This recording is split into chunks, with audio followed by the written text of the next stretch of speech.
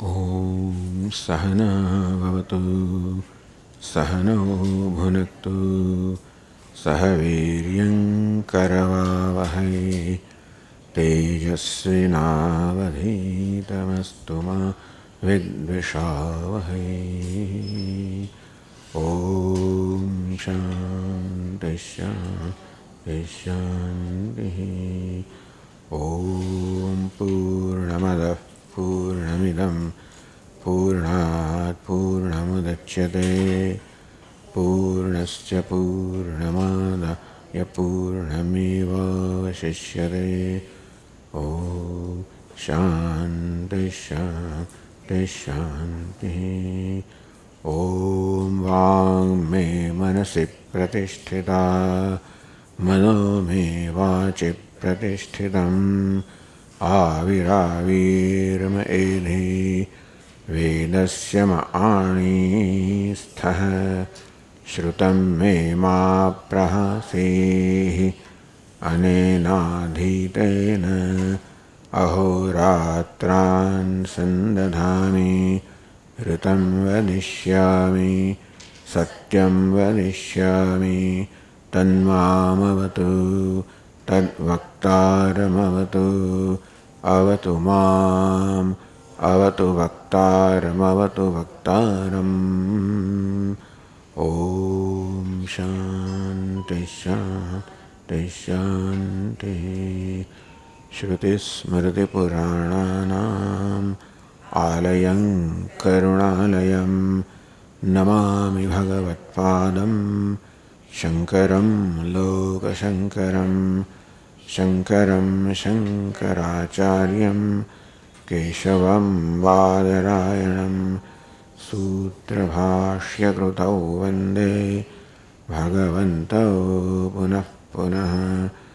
ईश्वरो गुरुरात्मेति मूर्तिभेदविभागिने व्योमवद्व्याप्तदेहाय दक्षिणामूर्तये नमः।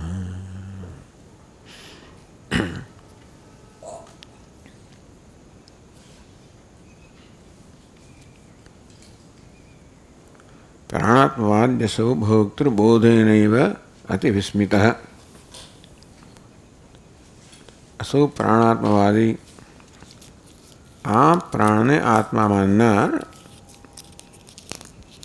बालाकी भोक्तृबोधेनैव अतिविस्मितः न भोक्ता न बोध से। प्राणात्मवादी प्राण ने आत्मा मानता होने कारण એ સિવાય બીજા કોઈ આત્મતત્વની ખોજ કરી નથી કે એના પર ધ્યાન આપ્યું નથી, એટલે આજે જ ખબર પડી કે ભોગતા આત્મા છે. અતિ વિસ્મિત બુદ્ધમ બ્રહ્મેદ સંતુષ્ટ. સાથે સાથે આ નવી જ વસ્તુ જાણવા મળી જેનો ક્યારેય ખ્યાલ પણ ન હતો. તેથી આ જ બ્રહ્મ છે એવો પણ એના મનમાં આ નિશ્ચય જન્મ્યો અને સંતુષ્ટ થઈ ગયો. ન અન્યત પ્રશ્નમ અપેક્ષત. અને તેથી હવે અન્યત બીજા કોઈ તત્વને પૂછવાની જાણવાની કોઈ અપેક્ષા, પ્રશ્ન પૂછવાની અપેક્ષા ન રહી. આ સિવાય કશું છે એવો ખ્યાલ હોય તો એના વિશે પૂછવામાં આવે. આ નાગને પૂછતા જ ગયા. આથી ચડિયા તો કંઈ છે, આથી વધારે ઉત્તમ કંઈ છે? એમ પ્રાણ સુધી જ્યારે આવ્યા અને પ્રાણનો ઉપદેશ થયો ત્યારે એમને થયું કે બસ આ જ બ્રહ્મ છે, એટલે પછી આગળ પ્રશ્ન ના થયો. અહીં પણ જ્ઞાપયિષ્યામિ ઇતિ એવમ રાજ્ઞા તસ્મૈ પ્રતિશ્રુતમ. રાજાએ એની સમક્ષ પ્રતિજ્ઞા કરેલી કે જ્ઞાપયિષ્યે અહમ, હું તને બ્રહ્મનો બોધ કરાવીશ. શિષ્ટમ બોધયતુમ. રાજા જાણે સમજે છે કે ગાર્ગ્ય શું સમજ્યો છે અને એ શેને બ્રહ્મ માને છે. દ્વાસુપર્ણા સયુજા સખાયા, બે સમાન દેખાતા પક્ષીઓ બ્રહ્મ પક્ષી અને જીવ પક્ષી અને બ્રહ્મ પક્ષી. જીવ નામક પક્ષીનો તો ઉપદેશ કરવામાં આવ્યો કે ભોગતા છે. જે સૂઈ ગયો હતો એને જે ઉઠ્યો. શિષ્ટમ બોધયતુમ. પણ ઈશ્વર નામનું પક્ષી જે છે કે બ્રહ્મ નામનું પક્ષી છે, અનશ્નન અન્ય અભિચાકશીતી. આ ભોગતા પક્ષી છે જીવાત્મા, પેલું અભોગતા પક્ષી છે પરમાત્મા. એ તો જાણવાનું બાકી રહી ગયું. તમ બોધયતુમ, એનો બોધ આપવા માટે તસ્માત સ્વયં પ્રશ્નાન ચકારસ. રાજાએ પોતાના જ પક્ષે પ્રશ્ન ઉપસ્થિત કર્યા. એવું કેમ કર્યું? બંધ ધીર શ્રોતા શ્રદ્ધાલુ વિનયાન્વિત. એ શ્રોતા કદાચ બંધથી હોય, એમાં પાંડિત્ય ન હોય, તો પણ શ્રદ્ધાલુ વિનયાન્વિત, શ્રદ્ધાળુ છે, વિનય સંપન્ન છે, તો અપૃષ્ટેના આવી વક્તવ્યા તસ્મૈ વિદ્યાયતિ શાસ્ત્રઘી શાસ્ત્રધીઃ. તેવા શિષ્યને અપૃષ્ટેના, તો કે ગુરુ જેને કોઈ પ્રશ્ન પૂછવા આવે એવા ગુરુએ તસ્મૈ વિદ્યા વક્તવ્યા, એ ગુરુએ એવા શિષ્યને વિદ્યાનો ઉપદેશ કરવો જોઈએ. શાસ્ત્ર ગીહી, શાસ્ત્રનું ગીત ગાન છે. શાસ્ત્રદીહી, શાસ્ત્રનો નિશ્ચય છે. શાસ્ત્ર વચનમ, શાસ્ત્રધીહી પાઠે શાસ્ત્ર નિશ્ચય. શાસ્ત્રધીહી અને શાસ્ત્ર ગીહી. શાસ્ત્રધીહી એવો શાસ્ત્રનો નિશ્ચય છે. શાસ્ત્ર ગીહી એવું શાસ્ત્રનું વચન છે.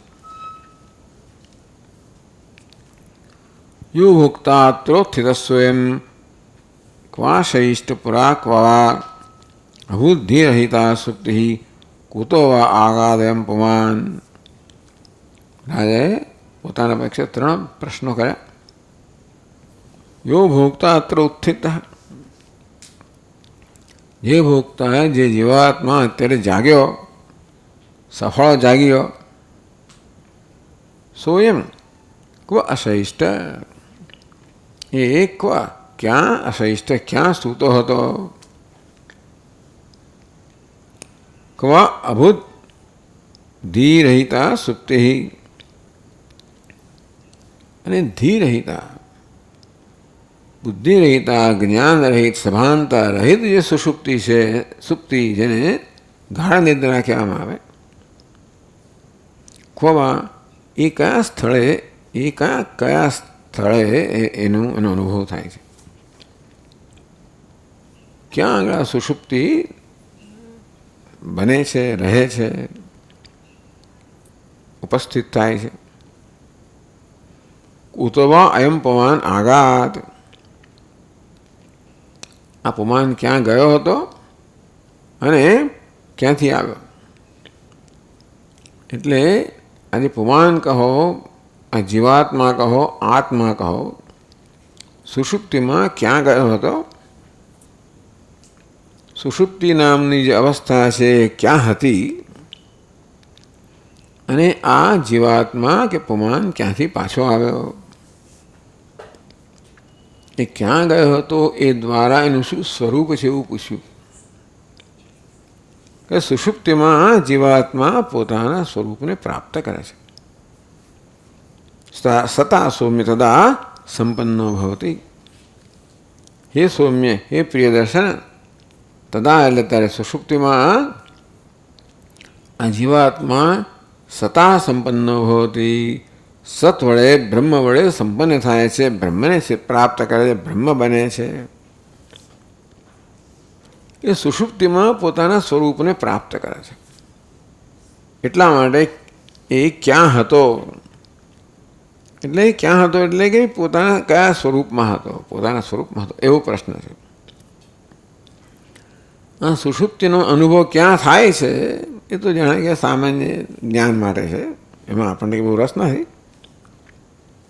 પણ આ ક્યાંથી પાછો આવ્યો, કેવી રીતે પાછો આવ્યો, આ પાછળની પ્રક્રિયા કઈ છે? યત્ર યષ્ટ્યા તાડિત સન ઉત્તસ્થો ભોગતા, તો જેને લાકડી મારવામાં આવી એને કારણે આજે ભોગતા જાગ્યો. સ્વયં ક્વ અશિષ્ટ, એ ક્યાં સૂતો હતો? પ્રથમ પ્રશ્ન. ધીરહિતા સ્તુતિ ક્વવા અભૂત દ્વિતીય.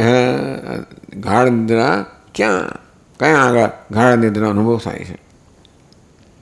કુતો વયમ પવન આઘાત, અને ક્યાંથી આ આત્મા આવ્યો?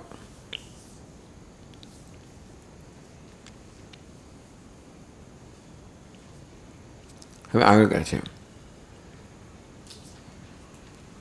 બાલાકિના અવિજ્ઞાતમ ઇદમ સર્વમિતિ સ્વયં નિશ્ચિત્ય તૃતીયસ્યાસ્ય નિર્ણયં સ્પષ્ટમબ્રવીદ.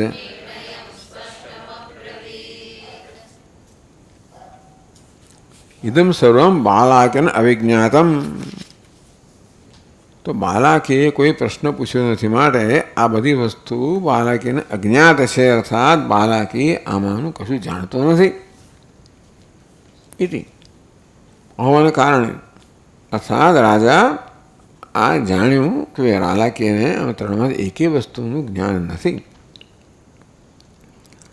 અને એને પરમ બ્રહ્મનો બોધ કરાવવો હોય તો અનુજ્ઞાન થવું જોઈએ. ઇતિ એ ખ્યાલથી સ્વયં નિશ્ચિત્ય તૃતીયસ્ય અસ્ય નિર્ણય સ્પષ્ટમ અબ્રવીદ. તો સ્વયં પોતે જ આ ત્રણ વિષયોનો નિશ્ચય કરીને નિર્ણય સ્પષ્ટમ અબ્રવીદ. જે નિર્ણય છે ટૂંકમાં આ ત્રણ વિષયનો નિર્ણય છે, નિશ્ચય છે, એટલે કે ઉત્તર છે. સ્પષ્ટમ અબ્રવીદ એ રાજાએ પોતે સ્પષ્ટતાથી ગાર્ગ્યને કહ્યું. તો પહેલાં તો સુષુપ્તિ ક્યાં થાય છે એ કહે છે. એ પ્રશ્ન બીજો છે, પરંતુ સુષુપ્તૌ અયમ ભોક્તા જીવો હૃદય ગુહામ પ્રવિશ્ય પરમાત્મા લીયતે ઇતિ. ચાલો પહેલા પ્રશ્ન ઉત્તર આવો છે. અયમ ભોક્તા, એ ભોક્તા છે, જીવાત્મા છે. સુષુપ્તૌ, સુષુપ્તિમાં હૃદય ગુહામ પ્રવિશ્ય, હૃદયરૂપી ગુહામાં પ્રવેશ કરીને પરમાત્માને લીયતે, પરમાત્મામાં લીન થાય છે. એ પહેલા પ્રશ્ન ઉત્તર છે. એટલે સ્વયં કો અશિષ્ટ, ક્યાં સૂતો હતો? તો કે એ પોતાના સ્વરૂપમાં સૂતો હતો, એ પરમાત્મામાં લીન થઈ ગયો હતો. લીન એવું કહેવાય, પરમાત્મા બની ગયો હતો. પરમાત્મા બનવાનું પણ નથી. ચાલો એ આવશે એટલે આપણે એની વાત કરશું. એ પ્રથમ પ્રશ્નસ્ય ઉત્તરદાનાય, આ રીતે પહેલા પ્રશ્ન ઉત્તર આપવા માટે કે સુષુપ્તિમાં આ જીવાત્મા હૃદય ગુહામાં પ્રવેશ કરીને પોતાના સ્વરૂપમાં લીન થઈ ગયો, એવો પ્રથમ પ્રશ્નનો ઉત્તર છે. એ ઉત્તર આપવા માટે જાગરણ સ્વપ્ન સુષુપ્તિનામ સ્વરૂપમ વિવેચયતિ. એટલે સુષુપ્તિમાં શું થાય છે એ કહેવા માટે આ જાગ્રત, સ્વપ્ન અને સુષુપ્તિ આ ત્રણેય અવસ્થાઓનું પહેલાં વિવરણ કરે છે, વિવેચન કરે છે. 5 શ્લોકોમાં, 5 શ્લોકોમાં આ ત્રણ અવસ્થાઓનું વર્ણન છે. તો પછીના શ્લોકમાં કહે છે હૃદયં કમલાકારમ દેહ મધ્યે સ્થિતોમુખમ નાડ્યસ્તસ્માદ વિનિર્ગમ્ય વ્યાપ્નુવન્ત્યખિલં વપુઃ.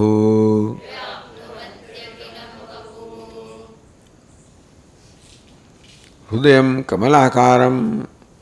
આ હૃદય જે છે એ કેવું છે? કમળના આકારનું છે, બીડેલા કમળના આકારનું છે.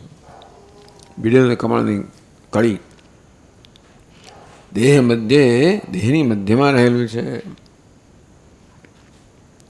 એટલે આપણે નાભીથી એક વેંત ઉપર છે એવી જાતનું પુરુષ સૂક્તમાં વર્ણન કરવામાં આવ્યું. અધોમુખમ. આ બીડાયેલું કમળ કેવું છે? અધોમુખમ, નીચેની તરફના મુખવાળું છે. નાડ્ય તસ્માદ વિનિર્ગમ્ય વ્યાપ્નુવન્તિ અખિલમ વપુઃ.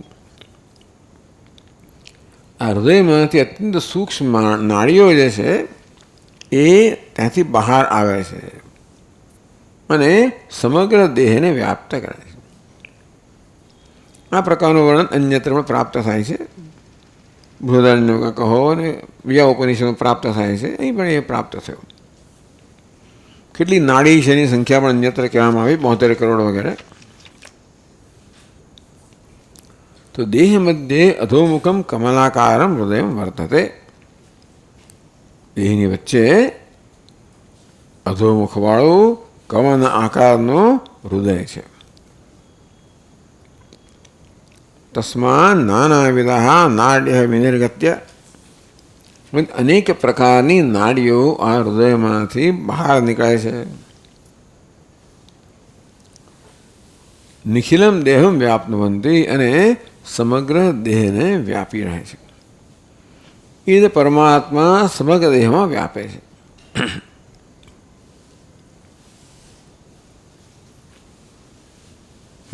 પછી શ્લોકમાં કહે છે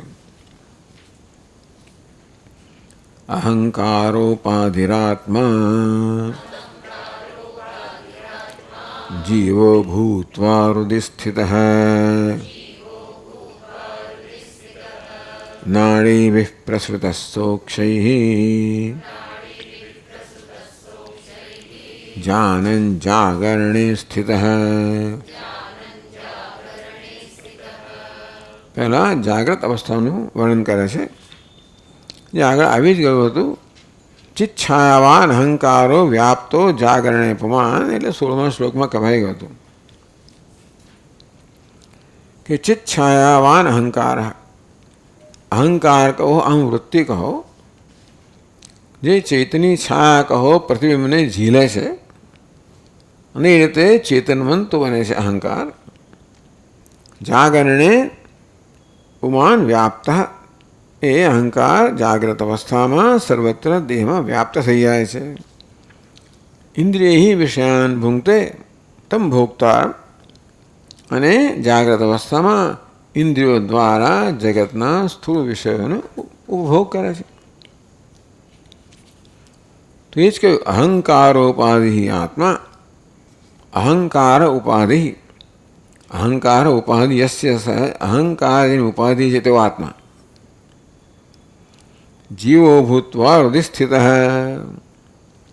આ જીવાત્માનું સ્થાન કયું છે? હૃદય. જે દેહની મધ્યમાં અધોમુખ કમળાકાર હૃદય પિંડ છે, એ આ જીવાત્માનું સ્થાન છે એવું કહેવામાં આવ્યું. નાડીભિઃ પ્રસૃતઃ સહ અક્ષૈઃ જાનન જાગરણે સ્થિતઃ.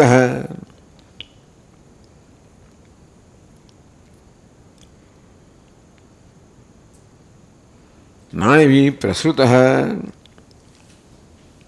યાવત જાગ્ર ભવતું કર્મ ન ક્ષીણમ તાવત જાગરણે ભોગાન અનુભવતી ઇન્દ્રિય દ્વારા. ટૂંકમાં આ ચેતના છે હૃદયમાંથી પ્રસરણ પામીને દેહમાં વ્યાપ્ત થઈને બધી ઇન્દ્રિયો સુધી આવે છે. એ આત્મા બધી ઇન્દ્રિયોમાં વ્યાપ્ત થઈ જાય છે અને ઇન્દ્રિયો બધી ચેતનવંતી બને છે. અને ત્યાં રહેલો આત્મા જે છે એ ઇન્દ્રિયો દ્વારા જગતના વિષયોનો ભોગવે છે. આ અવસ્થાને જાગ્રત અવસ્થા કહેવામાં આવી.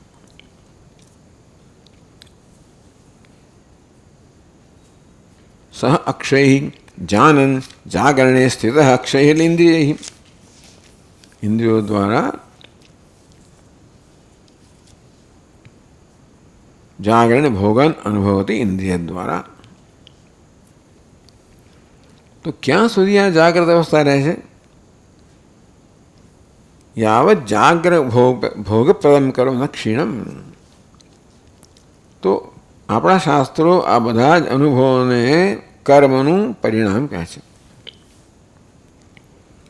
તે જાગ્રત અવસ્થાનો અનુભવ છે પણ આપણા પૂર્વ કર્મનું પરિણામ છે. પૂર્વ એટલે આ ક્ષણની પહેલાંનું કર્મ. તો આપણને જાગ્રત અવસ્થાનો અનુભવ આપવા માટે જે કર્મ છે એ કર્મનો પ્રભાવ જ્યાં સુધી હોય ત્યાં સુધી આપણને જાગ્રત અવસ્થાનો અનુભવ થાય છે. યાવત જાગ્રત ભોગ પ્રદમ કરો ન ક્ષીણમ. જાગ્રતના ભોગને પ્રદાન કરનારું કર્મ છે એ જ્યાં સુધી ક્ષીણ ન થયું હોય ત્યાં સુધી આ જાગ્રત અવસ્થાનો અનુભવ રહે છે. એટલે શું? જાગરણે ઇન્દ્રિય દ્વારા ભોગાન અનુભવતી અનંત જાગ્રત અવસ્થા. કે આ જીવાત્મા ઇન્દ્રિયો દ્વારા જગતના સ્થૂળ વિષયોનો અનુભવ કરે છે, ભોગવે છે. જાગ્રત ક્યાં સુધી? જ્યાં સુધી આ અવસ્થા માટેનું કર્મ છે એ કર્મનો પ્રભાવ હોય ત્યાં સુધી. તસ્ય કર્મ ક્ષય. તો આ દરેક કર્મનો ક્ષય થવાનો જ છે. અને તેથી જાગ્રત ભોગપ્રદ, જાગ્રતના ભોગ પ્રદાન કરનારું કર્મ છે એનો ક્ષય થાય. તો પછી કે આગળ બાહ્ય ભોગપ્રદમ કર્મ યદા ક્ષીણમ તદા પુનઃ વાસના ભોગદે કર્મણી ઉદ્બુદ્ધે સ્વપ્ન ભાગ ભવેદ.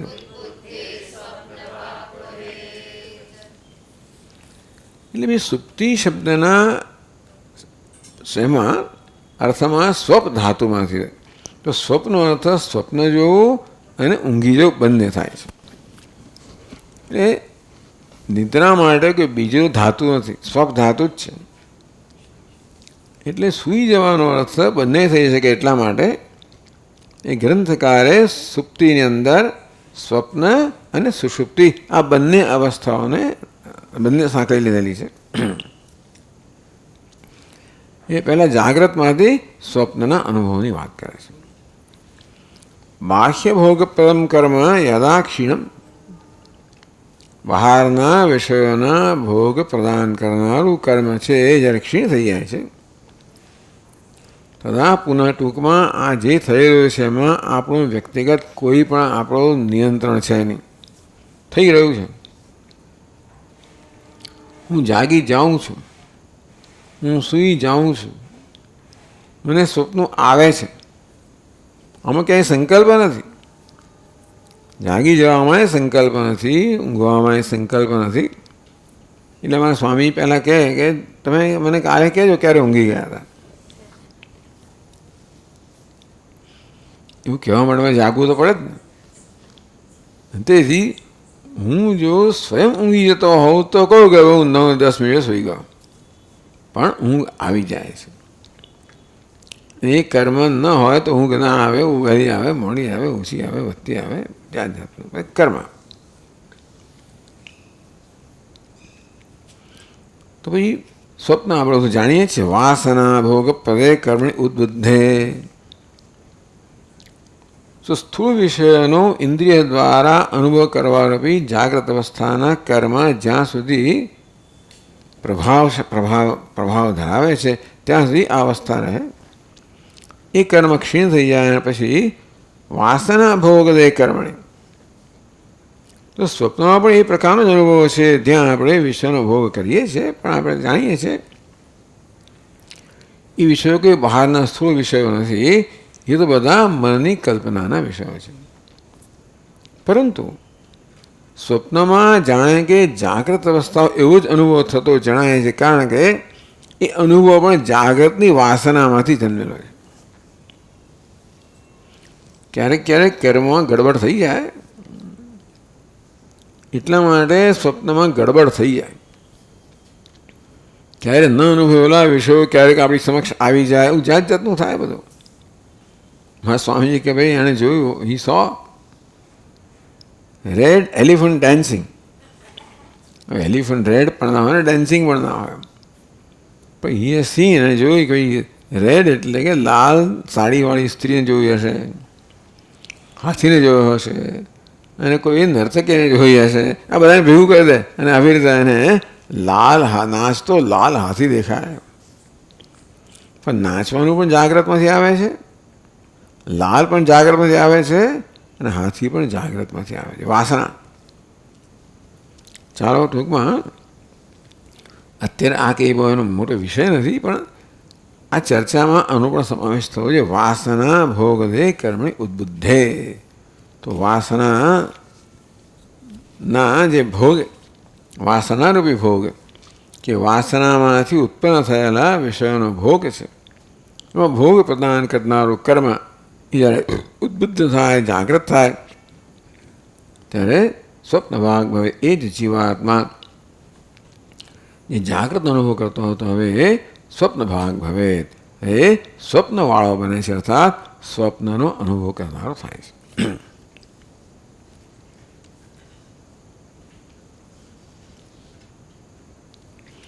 એ ક્યાં થાય છે? સ્વપ્ન નાડી શું એટલે વર્ણન પછી આવશે કે આ જીવાત્મા ધીમે ધીમે આ દેહમાંથી પોતાને સંકેલવા માંડે છે. ઇન્દ્રિય સુધી વ્યાપેલો હતો ત્યારે તો ઇન્દ્રિયો દ્વારા આ જગતના સ્થૂળ વિષયનો અનુભવ કરતો હતો. એ કર્મ પૂરું થયું એટલે હવે ધીમે ધીમે સંકેલવા માંડે, અને અહીંયા વર્ણન કરશે કે હિતા નામની અત્યંત સૂક્ષ્મ નાડીઓ છે એમાં એ જશે અને ત્યાં સ્વપ્નનો અનુભવ કરશે.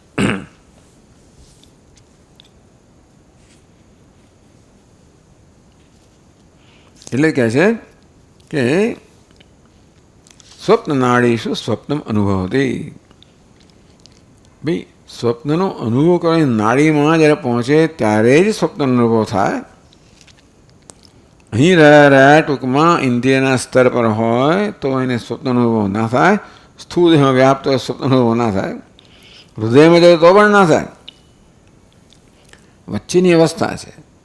એટલે એની યાત્રા જે શરૂ થાય જાગ્રતમાંથી ઇન્દ્રિયના સ્તર પરથી સુષુપ્તિ અર્થાત હૃદય ગુહા સુધી, ત્યાં વચ્ચે આ નાડીઓ આવે અને ત્યાં એને સ્વપ્નનો અનુભવ થાય. આ પ્રકારનું વર્ણન આવે છે. વેદાંત શાસ્ત્ર આપણને આમાં કે બહુ એવો રસ નથી, પણ છતાં આ પ્રકારનું વર્ણન આવે છે, અને આપણી જાણ, એને આપણે જનરલ નોલેજ કહીએ. ટૂંકમાં આ જાણવા યોગ્ય વસ્તુ છે. ડૉક્ટરોને આ બધામાં કદાચ વધારે રસ પડે એવું શક્ય છે કે મનોવૈજ્ઞાનિકોને વધારે રસ પડે.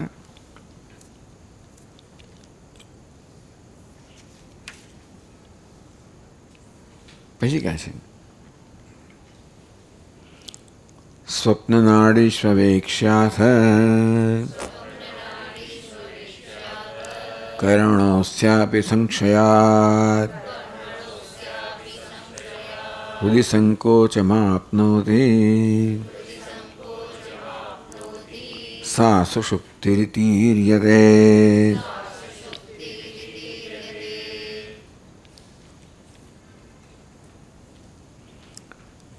સ્વપ્ન નાડીશુ અવેક્ષ્ય, ટૂંકમાં એટલે સ્વપ્ન નાડી એ આવી આગળના શ્લોક સાથે જાય છે. સ્વપ્ન ભાગ ભવેત, સ્વપ્ન નાડીશું અવેક્ષ્ય એટલે સ્વપ્ન નાડીમાં સ્વપ્ન ભાગ ભવેત, ટૂંકમાં સ્વપ્નનો અનુભવ કરનારા બને. અવેક્ષ્ય એનો અનુભવ કર્યા પછી અથવા કર્ણોસ્યાપી સંક્ષયાત, તો વાસના ભોગપ્રદ કર્મ જેને સ્વપ્નનો અનુભવ કરાવે છે એ કર્મનો પણ ક્ષય થાય. હૃદય સંકોચમાં આપનોતી, ત્યારે એ સંકોચ પામી રહ્યો છે, છેવટે હૃદયમાં પ્રવેશ કરીને અત્યંત સંકુચિત થઈ ગયો. સા સુષુપ્તિ ઇતિ ઈર્યતે, આ અવસ્થાને સુષુપ્તિ કહેવામાં આવે છે. જીવાત્મા હૃદયમાં આવી ગયો. જીવાત્મા કહો, અહંકાર કહો, ચિદાભાસ કહો,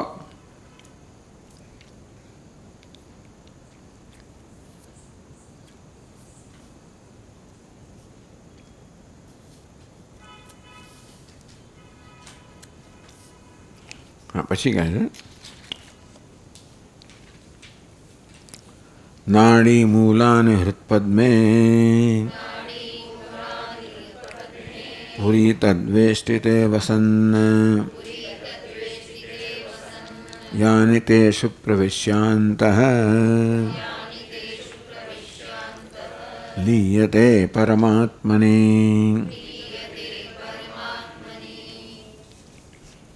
નાડી મૂલાની, હૃદયમાંથી બધી નાડીઓ બહાર આવે છે. એ નાડી મૂળ કયું કહેવાય? એટલે હૃદયને નાડી લાગેલી છે ત્યાં. હૃદપદ્મે, હૃદયરૂપી પદ્મ છે, કમળ છે, ત્યાં આગળ લાગેલી આ નાડીના જે મૂળ છે, ટૂંકમાં દ્વાર કહો. હૃદયમાંથી નીકળતા છિદ્રો બધા, અસંખ્ય બધા એવા સૂક્ષ્મ છિદ્રો છે. એ દ્વારા જીવાત્મા બહાર નીકળીને ધીમે ધીમે આ બધા બધી નાડીનો પસાર થતાં થતાં સમગ્ર દેહમાં વ્યાપ્ત થઈ જાય છે. પાછળની યાત્રામાં વળી પાછી નાડી મૂળ દ્વારા જે છિદ્રમાંથી બહાર એ છિદ્રમાંથી વળી પાછી પ્રવેશ કરે છે. હૃદપદ્મે પૂરિતદ્વેષ્ટિતે અવસન્ન યાની, તો સ્વપ્નમાં જે પૂરિતત નામની જે પૂરિતત એને એટલે હૃદયની આસપાસ એક આવરણ જેવું છે કે ચર્મનું આવરણ જેવું છે, એને પૂરિતત કહેવામાં આવે છે. અને એમાંથી બી તે પૂરિતતમાં હતો સ્વપ્નમાં અવસન યાની તેષુ પ્રવિશ્ય અંતર્લીયતે પરમાત્મની યાની નાડી મૂલાની, તે નાડીના મૂળ છે તેષુ પ્રવિશ્ય, આ નાડી મૂળમાંથી છિદ્રમાંથી વળી પાછો પ્રવેશ કરે ને હૃદયમાં આવે છે, ત્યાં લીયતે પરમાત્માની, ત્યાં પરમાત્મા લીન થઈ જાય છે.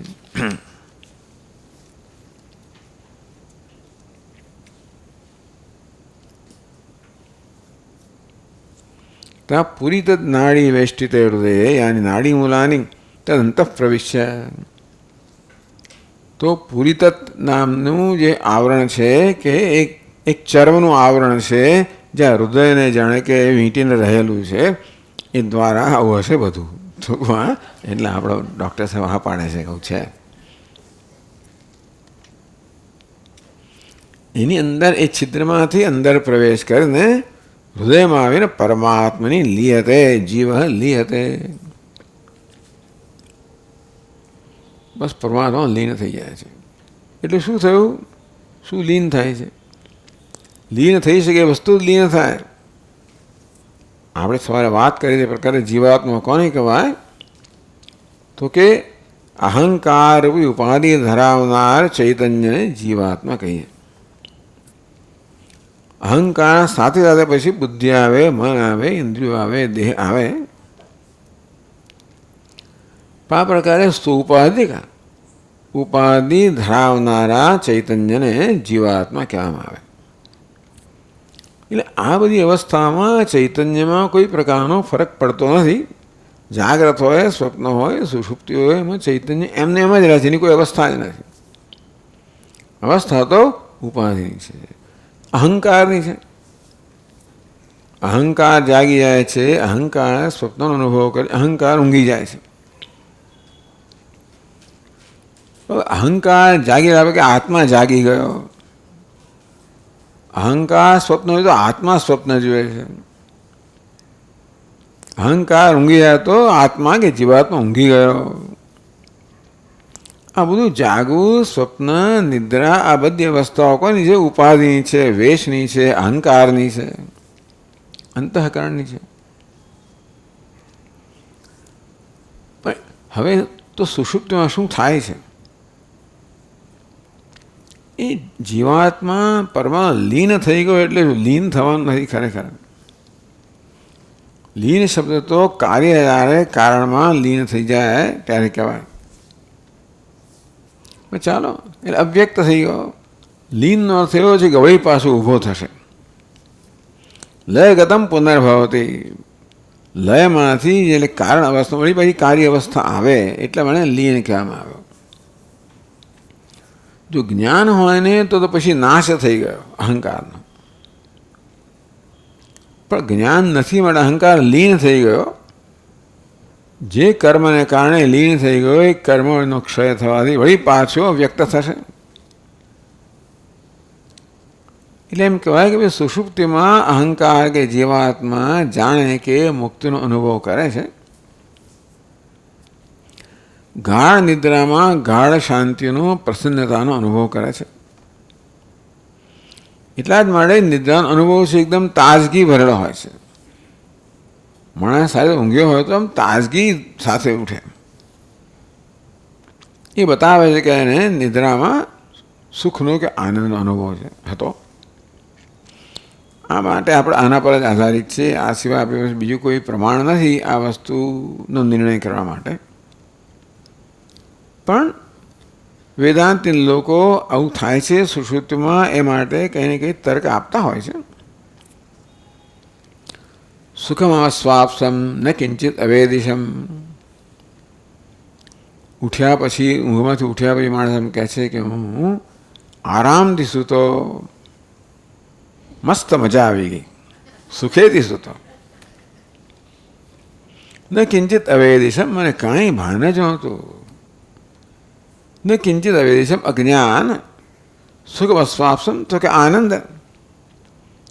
આ રીતે જ્યારે પોતાના અનુભવનું વર્ણન કરે છે સ્મૃતિમાંથી એવું કહે છે ત્યારે એ આનંદ અને અજ્ઞાન આ બંને સાથે અનુભવ વર્ણન કરે છે. એક પ્રમાણ કહો, ચિહ્ન કહો, અને બીજું કોઈ સુષુપ્તિનો અનુભવ એવો છે કે દરેક વ્યક્તિ માટે અત્યંત ઈચ્છનીય અનુભવ છે. કોઈ ઊંઘવું નહીં એવું કોઈ ના ઈચ્છે. એવું શક્ય બને કોઈ યોગીઓ માટે કે એનાથી પણ ઉત્તમ અનુભવ હોય તો ઊંઘે ને એવું બને. તો બાકી સામાન્ય માણસો માટે એથી ઉત્તમ કોઈ અનુભવ જ નથી. માટે સામાન્ય માણસ તો હંમેશા નિદ્રાને ઈચ્છે. ઈચ્છનીય અનુભવ છે, બતાવે છે કે એ ત્યાં આનંદ હોવો જોઈએ વગેરે વગેરે. હૃદયાની નાડી મૂલાની તદંત પ્રવિશ્ય પરમાત્માની જીવ લીયતે. તો નાડીના જે મૂળ છે, જે મુખ છે, દ્વાર છે, એમાંથી પ્રવેશ કરે ને જીવાત્મા હૃદયની અંદર પરમાત્મા લીન થઈ જાય. એટલે ટૂંકમાં પરમાત્માથી જાણે કે જુદા પાડનારી જે કંઈ ઉપાધિ હતી, જીવાત્મા ક્યારેય પરમાથી જુદો છે જ નહીં, કહે પરમાત્મા જ છે. અને છતાં ઉપાધિમાં અહંભાવને કારણે હું પરમાત્મા ભિન્ન છું એ પ્રકારનો ભ્રમ સેવે છે જાગ્રતમાં. અને કારણ કે સ્વપ્નમાં જાગ્રતની જ વાસનાઓ છે, એમાં સ્વપ્ન પણ એ પ્રકારનો ભ્રમ ચાલુ રહે છે કે હું પરમાત્માથી જુદો છું. એટલે ખરેખર એમ ના કહેવાય કે પરમાત્મા એક થાય છે, પરમાત્મા સાથે જે જુદાઈનો ભ્રમ દૂર થાય છે એ જ્ઞાનથી દૂર થતો નથી, એ ઈશ્વરની યોજનાથી દૂર થાય છે. એની ઉપાધિમાં તાદાત્મ્ય ચાલુ, એની તાદાત્મ્યની જે વૃત્તિ ચાલુ જ રહે છે. પરંતુ તાદાત્મ્ય કરવા માટે અહંકાર ઉપાધિ છે જ નહીં ત્યાં આગળ. એટલા માટે તાદાત્મ્ય થતું નથી, તાદાત્મ્ય માટેની ઉપાધિ જ નથી. અને તેટલા માટે જાણે કે પોતાના સ્વરૂપમાં, એટલે પેલો ભ્રમ દૂર થઈ ગયો. એક અલ્પતાનો ભ્રમ, પરિચ્છિન્નતાનો ભ્રમ, અનેકતાનો ભ્રમ, જુદાઈનો ભ્રમ, તે બધું જ આ અહંકાર ઉપાધિમાં અહંભાવમાંથી તાદાત્મ્ય જન્મ્યું હતું. માત્ર સુષુપ્તિમાં એ ભ્રમ દૂર થાય છે. બીજું કંઈ લીન થવું ને બીજું કંઈ થતું નથી. ભ્રમ શ્યામ કેમ જન્મ્યો? ઉપાધિમાં તાદાત્મ્યમાંથી. ઉપાધિ જ નથી માટે તાદાત્મ્ય નથી, માટે તાદાત્મ્ય જન્મેલો ભ્રમ પણ નથી. તેથી એને જાણે પોતાના સ્વરૂપનો અનુભવ થાય છે. માટે કહેવામાં આવે કે ભાઈ એ સ્વરૂપને પ્રાપ્ત કરે છે, પરમાત્મા લીન થાય છે. પણ આવું થાય કંઈ થતું નથી, જે થતું તો બંધ થાય છે.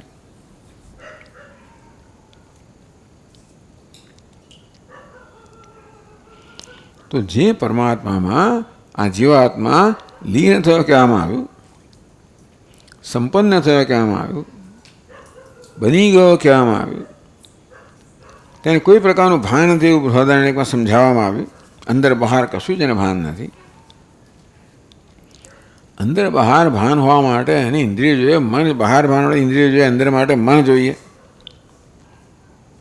કોઈ પ્રકારની સભાનતાનું સાધન નથી એની પાસે, એટલે બધા કોઈ નથી એને એટલા માટે કોઈ ભાન નથી, તાદાત્મ નથી, ભ્રમ નથી. એ રીતે આ જીવાત્માને ભ્રમથી અને ભ્રમમાંથી જન્મતા અનેક પ્રકારના અનર્થ દુઃખમાંથી મુક્ત કરવાની ભગવાને યોજના કરી નાખી છે. આનો આવી રિટ્રીટ ના હોય, એકાંતવાસ ન હોય જો, તો માણસ ગાળો થઈ જાય. કારણ કે એને બિચારાને એને ક્યાંય કંઈક ભાગી શકે, જ્યાં ભાગે ત્યાં વસ્તુ જ છે. ભાગનારો જ બધું દુઃખ લઈને ભાગે ને. મૂળ દુઃખ ક્યાં છે? પોતાના અહમમાં જ છે. એ લઈને જ્યાં પણ જાય ત્યાં દુઃખ સાથે જ જવાનો છે, કમનસીબે. એટલે અહીંયા દુઃખનું મૂળ કારણ છે જે અહમભાવ, એ જ દૂર થઈ જાય છે, લીન થઈ જાય છે, અને એટલા માટે દુઃખ જન્માવાનું કોઈ કારણ રહેતું નથી. એટલે પોતાના સુખ સ્વરૂપ પ્રાપ્ત કરે છે. તો એ સ્વરૂપ કેવું છે પછીના શ્લોકમાં કહે છે, પરમાત્મા સ્વતઃ પૂર્ણ સચ્ચિદાનંદલક્ષણ સોહંકાર પરિચ્છિન્ન જીવત્વારોપવાન ભવેત.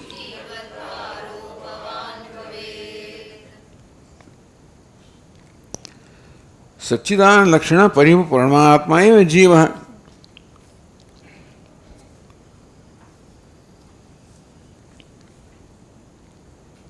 તો જીવ કોણ છે? સ્વયં પરમાત્મા જીવ છે. આ વસ્તુ છે ને, આ વસ્તુને પચાવવી જરા બહુ અઘરી થઈ જાય લોકો માટે. આ સંસારી કોણ છે? કોણ સુખ દુઃખનો અનુભવ કરી રહ્યું છે? કોણ આ પ્રકારે જન્મ મૃત્યુની આ પરંપરાથી કોણ પસાર થઈ રહ્યું છે? કોણ સંસારી, કોણ દુઃખી થઈ રહ્યું છે? તો કે પરમાત્મા. આવું કે ને પેલા લોકોનો પિત્તો જાય. પરમાત્માને તમે આવું કહો છો? વેદાંતિક ભાઈ નથી કહેવા માંગતા એ સિવાય બીજું છે કોણ? પરમાત્મા સિવાય કોઈ હોય તો દુઃખી થવાનો બીજો હોય ને. ના, પરમાત્મા તો પોતાના સ્વરૂપમાં નિષ્ઠા રહે. એ તો સાચી નિષ્ઠા જ રહે છે. દુઃખી થાય કે એ તોય પણ કે પરમાત્મા દુઃખી થતો નથી. ન લિપ્યતે લોક દુઃખેન બાહ્ય. આ જે લોક દુઃખ છે, જીવાત્માનું દુઃખ છે, જે ભ્રમરૂપ છે, ન લિપ્યતે, એનાથી વાસ્તવમાં આત્મા લેપાયમાન થતો બાહ્ય. કારણ કે એનું અધિષ્ઠાન છે. એ બહાર છે એટલે અતીત છે, અસ્પૃષ્ટ છે. એટલે એમ ના માનવું કે પરમાત્મા જે, એ લોકો ચિંતા શું કે પરમાત્મા જીવ બની ગયો. જીવ બની નથી ગયો. એ પોતાને જીવ માને, અર્થાત હું જીવ જે ભ્રમ સેવે છે એ જીવ બની નથી ગયો. બની ગયો હોય તો આપણે સમજાવવું પડે, તો અમને એટલી જ તકલીફ પડે જેટલી તમને પડે છે. નસીબ જોઈએ ભગવાન જીવ બની નથી ગયો, માત્ર જીવ રૂપે વેશ ભજવી ગયો છે. જરા ભૂલી ગયો છે ખરા. નામાની કરતો અભિવદન યદાસ્તે રૂપાણી વિચિત્ય ધીર. બધા રૂપની રચના કરીને, બધા નામ ધારણ કરીને ભગવાન આ વેશ ભજવી ગયો છે. હું ભૂલી ગયો કે અહીંયા પ્રવેશ તો કર્યો. જે પ્રવેશની અહીંયા પણ વાત આવશે.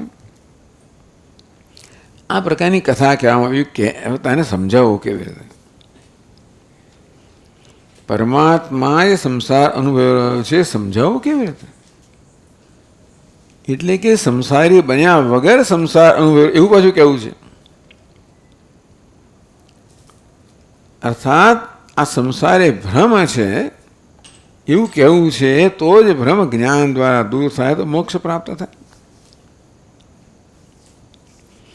આ પ્રકારની વેદાંતની પ્રક્રિયા છે.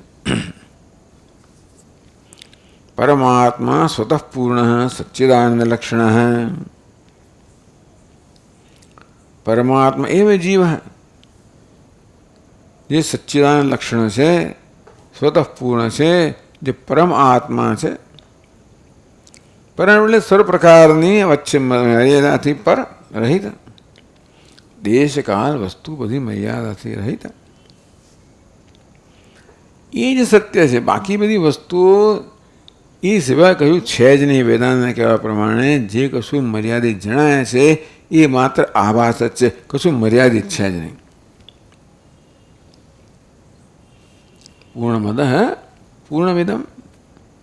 પરમાત્મા પૂર્ણ છે તો એ જીવાત્મા જે પરમાત્મા ભાઈ એમાં પૂર્ણ છે, જગતમાં પૂર્ણ છે. ઇદમ એટલે એનો અર્થ બે કરી શકાય. ઇદમ એટલે જીવાત્મા પૂર્ણ છે, ઇદમ જગત પણ પૂર્ણ છે, જે છે પૂર્ણ જ છે. આવું કહો એટલે લોકો એકદમ ગુસ્સે થઈ જાય. નહીં તો આ જગતમાં આટલું દુઃખ છે, આટલો વિષાદ છે, ભૂખમારો છે, પેલું છે, અન્યાય છે વગેરે બધું છે. સાચી વાત છે. એટલે આસુરી વૃત્તિઓ છે ને આવું બધું રંજાડ ચાલે છે ને આટલો અન્યાય ચાલે છે. કેટલું ચાલે જગતમાં. છાપામાં એમ જ લાગે તો એવું દુઃખ સિવાય કશું છે જ નહીં એવું જ લાગે. દુઃખ છે એવું નથી, અધર્મ જ છે એવું નથી, છતાંય પણ કે એના જ બધા સામાન્ય રીતે આ બધા સમાચારોને પ્રાધાન્ય આપવામાં આવે. તો આ બધું સમજાવવું કેવી રીતે? જો પરમાત્મા સત્ય હોય તો આ બધું કેમ સમજાવાય? એટલે વેદાંત કે અજ્ઞાન, અવિદ્યા. અવિદ્યા એટલે અવિદ્યામાંથી જન્મેલો ભ્રમ એમ સમજવાનું. માત્ર અવિદ્યા નહીં, સુષુપ્તમાં હોય છે પણ ભ્રમ જાગ્રત સ્વપ્નમાં હોય છે. એટલે ભ્રમ છે. અને પણ આ બધું સમજવા માટે બહુ જ પરિપક્વતા જોઈએ. સંસારમાં રચ્યા પચ્યા હોઈએ, સત્યતા આપતા હોઈએ અને કકાટ જ મહત્વનો હોય તો આ બધી વસ્તુઓ આપણે કદાચ સાંભળીએ કે કંઈક તો પણ એ કશું અંદર પ્રવેશ ના કરે, કોઈ અસર ના થાય. પરિપક્વતા હોય તો જ અસર થાય આ બધા શાસ્ત્રની.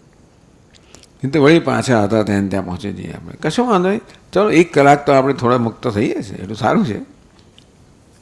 ભગવાનની કથા સાંભળીએ છીએ, ભગવાનનું ગુણગાન સાંભળીએ છીએ.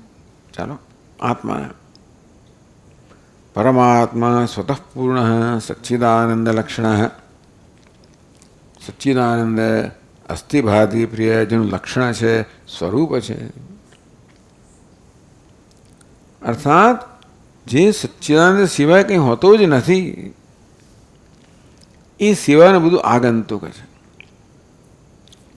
સ્વતઃ પૂર્ણ, આ સ્વયં પૂર્ણ છે. અર્થાત કશી બીજી વસ્તુને કારણે એની પૂર્ણતા નથી, પૂર્ણતાનો સ્વભાવ છે. સહ અહંકાર પરિચ્છિન્ન જીવત્વ આરોપવાન ભવે. આ વેદાંતની પ્રક્રિયા સમજાવી. સહ અહંકાર પરિચ્છિન્ન, અહમ વૃત્તિમાં તાદાત્મ્યને કારણે, અહમ વૃત્તિ દ્વારા બુદ્ધિમાં, મનમાં, ઇન્દ્રિયોમાં, દેહમાં અને પછી દેહ સાથે સંબંધિત વસ્તુઓમાં અહંકાર મમકારને કારણે પરિચ્છિન્નત્વ. આ પ્રકારે પરિચ્છિન્નતા કહો, અલ્પત્વ કહો, સીમિતતા છે પ્રાપ્ત કરે. જાણે કે આ પ્રકારનામાં પરિચ્છિન્નત્વનો, અલ્પત્વનો, સીમિતતાનો આવો એક ભ્રમ જન્મે છે. પણ ભ્રમને આપણે ભ્રમ ન જાણીએ ત્યાં આપણો એ સાચું છે. રજ્જુ સર્પ એ ભ્રમ છે એવું ના જાણતા હોય તો એ રજ્જુ સર્પ સાચો જ છે આપણા માટે. અહંકાર પરિચ્છિન્ન જીવત્વ આરોપવાન ભવેત. તો તસ્ય પરિચ્છિન્નત્વ જીવત્વ કર્તૃત્વ ભોક્તૃત્વાદિકમ અવિવેકેન આરોપિતમ. જીવત્વ આરોપવાન, આ જીવત્વ છે ને જીવત્વ રૂપી આરોપવાળો બને છે. જીવત્વ એટલે જીવપણું. જીવપણું કોને કહેવાય? કર્તૃત્વ ભોક્તૃત્વ આદિ. હું કરતા છું, હું ભોગતા છું, હું જ્ઞાતા છું, હું સુખી છું, હું દુઃખી છું આદિ અનેક પ્રકારના જે ભ્રમ છે અવિવેકવાન, અવિવેકને કારણે. તો ક્યાંક છે કર્તૃત્વ, ક્યાંક ભોક્તૃત્વ છે, ક્યાંક પ્રમાતૃત્વ છે, ક્યાંક આ બધું છે ખરું, પરંતુ છે બીજે અને એનો આરોપ પોતાના પર કરે છે અને આરોપવાન ભવે. એટલે આ તો શું છે કે દેહ છે માટે આપોઆપ અહમ બુદ્ધિ થઈ જાય, સહજ થઈ જાય છે, સ્વભાવથી થઈ જાય છે. નસીબ જોઈએ સુષુપ્તિમાં વસ્તુ જ નથી માટે આરોપ થતો નથી. આરોપની બધી સંભાવના ત્યાં હાજર છે, પણ આરોપ કરવા માટેની વસ્તુ નથી માટે મુક્ત થઈ ગયો. પણ જેવી જાગ્રતમાં સ્વપ્નમાં ઉપાધિ ઉપસ્થિત થઈ કે ઉપાધિ અહમ ભાવ કેવો છે, એ તો સ્વભાવ, એને વાસના કહેવાય, સ્વભાવ કહેવાય, આપોઆપ થનારી વસ્તુ કહેવાય. નૈસર્ગિક એમ લોક વ્યવહાર અહમ મમયતી, નૈસર્ગિક કહો, અનાદિ કહો, સ્વભાવ કહો, થઈ જ જાય છે. એટલે મને આપણે ખબર નથી, આપણે કરતા નથી, કોઈ આરોપ કરતું નથી, તાદાત્મ્ય કરતું નથી, તાજો થઈ જાય છે. તેથી હું જીવ છું, કરતા છું, ભોગતા છું, સુખી છું, દુઃખી છું વગેરે અવિવેકમ, અવિવેકેને આરોપિતમ, અવિવેકથી આરોપિત કરીને એ જીવત્વને પ્રાપ્ત કરે છે, અથવા જીવ બની જાય છે, અથવા પોતે જીવ છે એવો ભ્રમ સેવે છે, એવો અનુભવ કરે છે.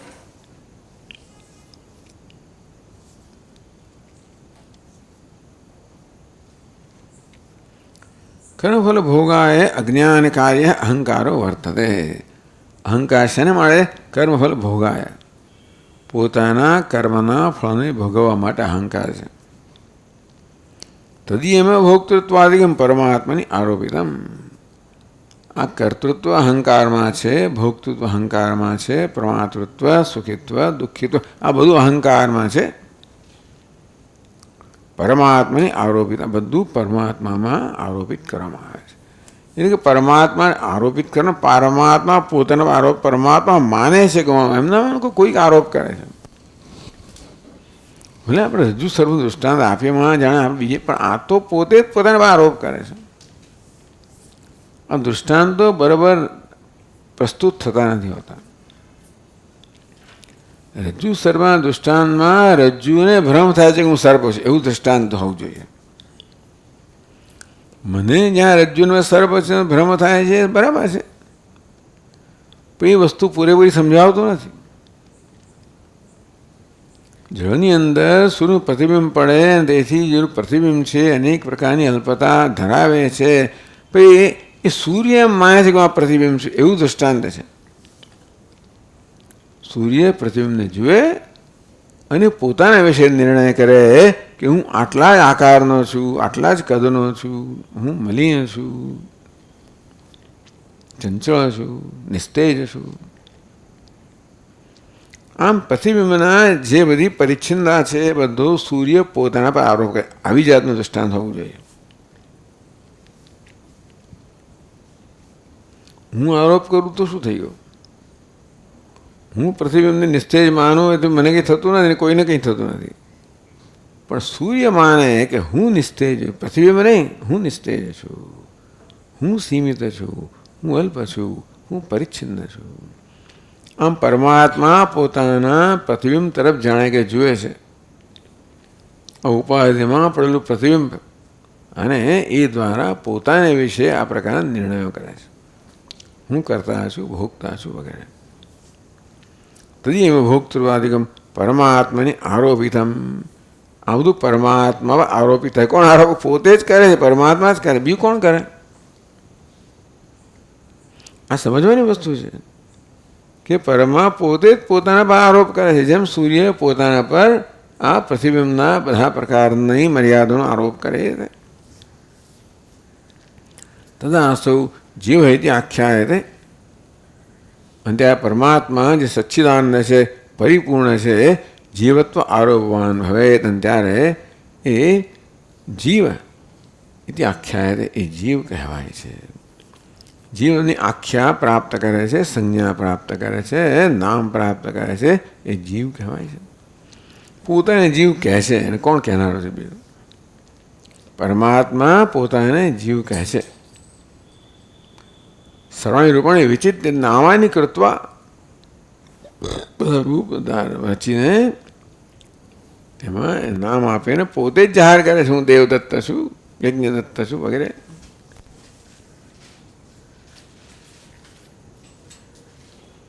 એટલે પછીના શ્લોકમાં કહ્યું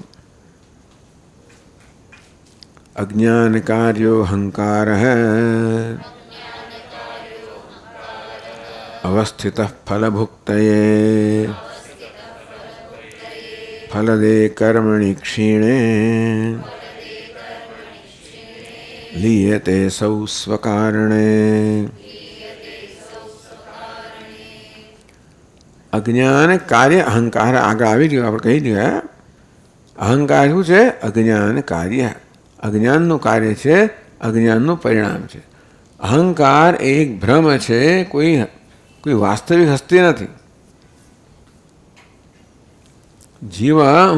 એ જીવત તો એક ભ્રમ છે, કોઈ વાસ્તવિકતા નથી. એ ભ્રમ ટકી રહે જ્યાં સુધી ભ્રમને દૂર કરનાર જ્ઞાન ન જન્મે ત્યાં સુધી. અજ્ઞાન કાર્ય અહંકાર, અજ્ઞાનનું પરિણામ છે અહંકાર, ભ્રમ એમ સમજવાનું. એટલે કે અનાત્મા અવિવેકને કારણે અનાત્મા પર આત્મત્વનો આરોપ કર્યા પછી જે ભ્રમ જન્મે એને આપણે અહંકાર કહીએ. અવસ્થિત ફલભુક્તયે, ટૂંકમાં કર્મફળ, આ બધા વ્યવહારને સમજાવવા માટે કહેવામાં આવ્યું. કર્મફળ કર્મ કોણ કરે છે, કર્મફળ કોણ ભોગવે છે, અને કર્મફળના ભોગવવાને માટે જેને જાગ્રતમાં, સ્વપ્નમાં, સુષુપ્તિ અવસ્થામાં પસાર થવું પડે. ફરી જન્મશે તો જન્મશે, એ તો ખરું, જન્મ મૃત્યુની પરંપરા તો ખરી જ. પણ અહીંયા આગળ સતત સ્વપ્ન, જાગ્રત સ્વપ્ન સુષુપ્તિ પરંપરા ખરી પાછી. કર્મને કારણે જન્મ મૃત્યુની પરંપરામાંથી પસાર થવું પડે તો એક વસ્તુ છે. કર્મને કારણે દરરોજ જે જાગ્રત સ્વપ્ન સુષુપ્તિ આ પ્રકારની પરંપરામાંથી પણ પસાર થવું પડતું હોય છે. અને આ બધા અનુભવો સુખપ્રદ હોય તો જુદી વાત છે. કમનસીબે મોટે ભાગે બધા અનુભવો સુષુપ્તિ સિવાયના એ તો ભાન નથી મને. જે સુખનો અનુભવ થાય ત્યારે મને ભાન નથી ને. જ્યાં ભાન છે દુઃખનો જ અનુભવ થાય છે. આપણે જેને સુખ કહીએ છીએ એને પણ વિવેક લોકો દુઃખ જ કહે. વિવેક એને દુઃખમેવા.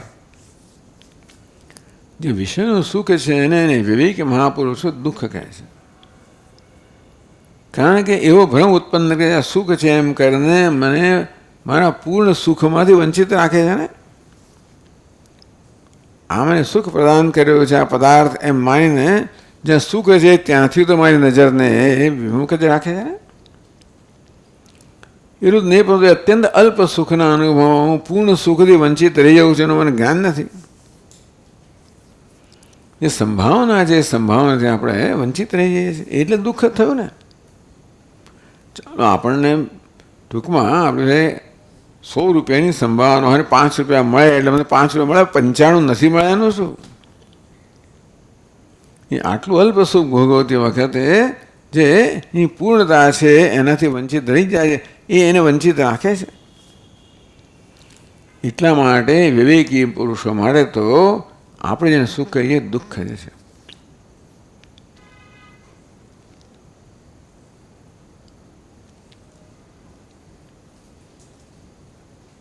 ફલદે કર્મણિ ક્ષીણે લીયતે સૌ સ્વકારણે સુષુપ્તો ફલપ્રદે કર્મણિ ક્ષીણે. આ સુષુપ્તિ છેલ્લું વર્ણન આવ્યું ને, તો આવું કેમ કહેવામાં આવ્યું કે ત્યાં આગળ પરમાત્મા સાથે એક થઈ જાય છે ને માટે પરમાત્માનું વર્ણન આવ્યું. અને છતાં એને જ્ઞાન નથી માટે જીવત્વમાંથી મુક્ત થતો નથી. એટલા જ મને જાગે ત્યારે વળી પાછો એમાં એમાં જ આવી જાય છે. તો ચાલો એને આવો અનુભવ થયો સુષુપ્તિ અંદર. ફલદે કર્મણિ ક્ષીણે સુષુપ્તો ફલપ્રદે કર્મણિ ક્ષીણે. સુષુપ્તિમાં એને ફળ પ્રદાન કરનાર સુષુપ્તનો આનંદ પ્રદાન કરનાર જે કર્મ હતું એ ક્ષીણ થઈ જાય. અહંકાર સ્વકારણે અજ્ઞાને લીયતે, ત્યારે અહંકાર તો સુષુપ્તિમાં સુષુપ્ત અહંકાર સ્વકારણે અજ્ઞાને લીયતે, સુષુપ્તિમાં અહંકાર પોતાના કારણ અજ્ઞાનનો લીન થઈ જાય છે. તદા પરિચ્છિન્નો જીવોપી પૂર્ણેન પરમાત્મના ઐક્યમ આપનોતિ, લીયતે અસૌ સ્વકારણે, પોતાના કારણો લીન થઈ જાય. પછીના શ્લોકમાં કહે છે પૂર્ણેન ઐક્યમ વાપ્નોતિ પરિચ્છિન્નો યથા ઘટે નષ્ટે ઘટાકાશ ઐક્યમ વિયતા મહતા વ્રજેદ. તદા પરિચ્છિન્ન જીવોપી પૂર્ણેન પરમાત્મના ઐક્યમ અવાપ્નોતિ, તો પહેલાં સ્વપ્ન વગેરેનું કર્મ ક્ષીણ થઈ જાય અને સુષુપ્તિનું કર્મ જાગૃત થાય, સુષુપ્તનો અનુભવ થાય, ત્યારે આ પરિચ્છિન્ન જીવાત્મા પણ પૂર્ણ પરમાત્મા સાથે ઐક્યને પ્રાપ્ત કરે છે. એટલે ટૂંકમાં પૂર્ણ પરમાત્મા રૂપી પોતાના સ્વરૂપને પ્રાપ્ત કરે છે. અર્થાત આગળ કહ્યું તે પ્રકારે પૂર્ણ પરમાત્મા હું નથી એ પ્રકારના ભ્રમથી મુક્ત થાય છે, બીજું કંઈ નહીં. એટલા મેં સુષુપ્તિમાં પોતે જે છે બની રહે છે, બસ એટલું જ. મોક્ષમાં પણ એવું છે. સુષુપ્તિમાં અજ્ઞાનનું આવરણ છે એટલે બિચારાને કંઈ લાભ નથી થતો, પણ તે વખતે મુખ્ય લાભ એ છે કે એ જીવત્વના ભ્રમથી મુક્ત થાય છે. એટલે એને એમ કહેવાય કે પૂર્ણ પરમાત્મા સાથે ઐક્યને પ્રાપ્ત કરે એવું કહેવાય. પરંતુ પૂર્ણ પરમાત્મા સાથેના જે ભેદભાવનો ભ્રમ હતો એનાથી મુક્ત થાય છે એવું કહેવું જોઈએ. કંઈ નહીંતર એવું કહેવું સમજવું પડે કે ભાઈ એની પહેલાં પરમાત્મા ઐક્ય નહોતું, એ નહોતું ઐક્યને પ્રાપ્ત કરે છે એવું સમજવું નહીં. એ ક્યારેય પરમાત્મા ભિન્ન નથી, કારણ પરમાત્માનું સ્વરૂપ જ છે ને. પણ તરંગને એમ લાગે કે હું જળથી જુદો છું, સમુદ્રથી જુદો છું વગેરે, એ જુદાઈ દૂર થઈ જાય, એ ભ્રમ દૂર થઈ જાય અજ્ઞાનમાં લીન થઈ જવાને કારણે. શું લીન થઈ જાય? પરિચ્છિન્નતાનો ભ્રમ જન્માવનારી ઉપાધિ છે લીન થઈ જાય. જીવાત્માનો કયો અંશ લીન થાય? જીવાત્માનો ઉપાધિ અંશ લીન થાય. જે ઉપાધિ અંશ આપોઆપ જ તાદાત્મ્ય જન્માવે છે, અવિવેકને કારણે અધ્યારોપ જન્માવે છે. અને તેથી હજી કે એનામાં જ્ઞાન થયું નથી કે અધ્યારોપ છે, પરંતુ અધ્યારોપ કરવા માટે જે ઉપાધિ, એ ઉપાધિ જ જ્યારે લીન થઈ ગઈ ત્યારે અધ્યારોપ તો રહેતો નથી. એ અધ્યારોપને કારણે જે ભેદનો ભ્રમ હતો જુદાઈનો એ દૂર થઈ જાય. એ ભેદના ભ્રમને કારણે પરિચ્છિન્નતાનો એ પણ દૂર થઈ જાય. એટલે કહેવામાં આવે પૂર્ણ પરમાત્મા ઐક્યને પ્રાપ્ત કરે, એટલે કે પોતાના સ્વરૂપને પ્રાપ્ત કરે, પોતે જે છે એ બની રહે. પૂર્ણ ઐક્યમાં આપે એટલે આપણે બરાબર સમજીએ તો ખબર પડે કે આ બધું ઉપાધિના સ્તરની જ વાતો છે. અવસ્થા બધી ઉપાધિની છે. લીન થાય પણ ઉપાધિ લીન થાય, વળી વ્યક્ત થાય પણ ઉપાધિ વ્યક્ત થાય. ચૈતન્ય તો જેવો છે તેવો જ રહે છે. તત્ર ઉદાહરણ ગ્રંથે ઉદાહરણ આપ્યું. નષ્ટે ઘટાકાશ ઐક્યમ વિયતા, ઘટાકાશ ઐક્યમ વિયતા મહતા વ્રજેદ. યથા એ આગળની પંક્તિ સાથે યથા ઘટે નષ્ટે એવું છે. જેવી રીતે ઘટ નષ્ટ થઈ જાય, તૂટી જાય, તો ઘટાકાશ, ઘટમાં જે પરિચ્છિન્ન જણાતું તો આકાશ એને ઘટાકાશ કહેવાય. એ એક ભ્રમ હતો. ઘટાકાશની કોઈ વસ્તુ નથી. આકાશ એટલે મને તમને ઘટાકાશ, આકાશને ભ્રમ જન્મ છે હું ઘટાકાશ છું એ સમજવાનું. મને તમને ભ્રમ હોય એ તો સમજાવે, ચાલો સમજે, પણ તકલીફ ક્યાં છે? ઘટાકાશને એવો ભ્રમ જન્મે કે મહાકાશને ભ્રમ જન્મે કે હું ઘટાકાશ છું. કે આપણે કંઈ વ્યસ્ત એક થઈ જવાનું નથી, સમજ પડી ને. અને ઘટાકાશ થઈ જતો એમાં આપણને કંઈ થતું નથી. પણ મહાકાશને ભ્રમ જન્મ્યો, હું ઘટાકાશ છું. યથા ઘટે નષ્ટે, એટલે મહાકાશની અંદર આ પ્રકારનો ભ્રમ જણાવનાર ઉપાધિ કઈ છે? ઘટ. ઘટ નામની ઉપાધિ છે જે મહાકાશમાં ભ્રમ જન્માવે છે કે હું ઘટાકાશ છું. સમજ પડી ને. ઘટ ના હોય તો ઉપાધિ એવું ના જન્મે. એટલે આ મહાકાશ સ્વભાવ થઈ ગયો છે. ઉપાધિને કારણે આપોઆપ પોતાના પર આરોપ કરે. ઘટપટ મઠ જે હોય એ પ્રકારની ઉપાધિનો આરોપ કરે ને પોતાને સીમિત પરિચ્છિન્ન માને. એ ઘટ નષ્ટ થઈ જાય એટલે એ હવે આરોપ કરવાનું કારણ ન રહે, માટે એ ભ્રમ દૂર થઈ ગયો. એટલે વળી જાણે કે પોતાના સ્વરૂપને પ્રાપ્ત કર્યું. નષ્ટે ઘટે નષ્ટે ઘટાકાશ મહતા વિયતા ઐક્યમ વ્રજેત.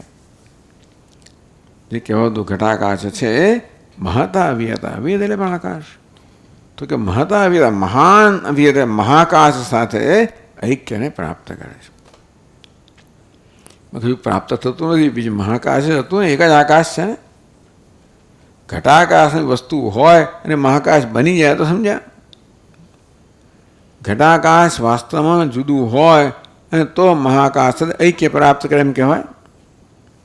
પણ જુદા શું છે? ભ્રમ છે. અર્થાત એ ઘટાકાશ મહાકાશ કરતાં ભિન્ન એ ભ્રમ દૂર થઈ ગયો. ક્યારે દૂર થઈ ગયો? એ ભ્રમ જન્મવા માટે જે ઉપાધિ હતી આ ઘટ નામની એ જતી રહી. ભ્રમ દૂર થઈ ગયો એટલે કહેવાય કે ઘટાકાશ મહાકાશ સાથે ઐક્યને પ્રાપ્ત કરે છે. એ રીતે જીવાત્મા પરમાત્મા સાથે ઐક્ય પ્રાપ્ત કરે છે. તથા ઇતિ એ પ્રકારે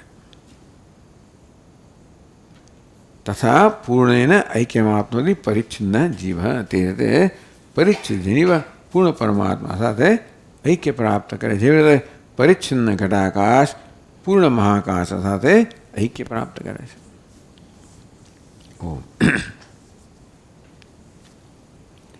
ઓમ પૂર્ણમદઃ પૂર્ણમિદં પૂર્ણાત પૂર્ણમુદચ્યતે પૂર્ણસ્ય પૂર્ણમાદાય પૂર્ણમેવાવશિષ્યતે. ઓમ શાંતિ શાંતિ શાંતિ. શંકરં શંકરાચાર્યં કેશવં બાદરાયણં સૂત્રભાષ્યકૃતૌ વંદે ભગવन्तौ પુનઃ પુનઃ. ઈશ્વરો ગુરુરાત્મેતિ મૂર્તિભેદવિભાગિને વ્યોમવદ્વ્યાપ્તદેહાય દક્ષિણામૂર્તયે નમઃ. ઓમ શાંતિ શાંતિ શાંતિ. હરિ ઓમ. શ્રી ગુરુભ્યો નમઃ. હરિ ઓમ.